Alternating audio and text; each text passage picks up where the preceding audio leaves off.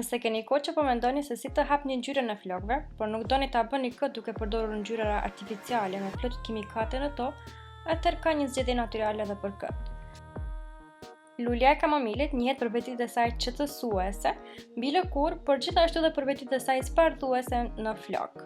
Ju duhet vetëm pak lule kamomilit të thara sigurisht për të bërë një çaj kamomili siç bëni zakonisht. Do ta lini për disa minuta të qëndrojë në ujë të ngrohtë para se ta filtroni çajin e kamomilit dhe në këtë mënyrë vetitë e saj janë më të larta. Pastaj do ta filtroni atë siç filtroni zakonisht çajin tuaj në një enë tjetër pak më të madhe.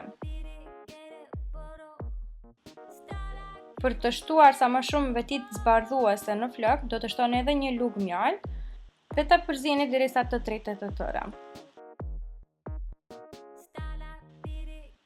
Dhe në fund, për të rritur akoma më shumë vetitë zbardhuese në flok, do t'i shtoni edhe rreth 10 pika vaj esencial të kanellës, e cila gjithashtu njihet për vetitë e saj zbardhuese, përveç vetive antibakteriale që ka. Nëse nuk keni vaj esencial kanelle, mund të shtoni edhe kanellë pluhur ose edhe shkopin të kanellës. Pasi ta keni përgatitur të gjithën, mund ta aplikoni në flok të tharë dhe ta mbani atë për disa orë. Sa më shumë që mbani, aq më të larta janë efektet zbardhuese.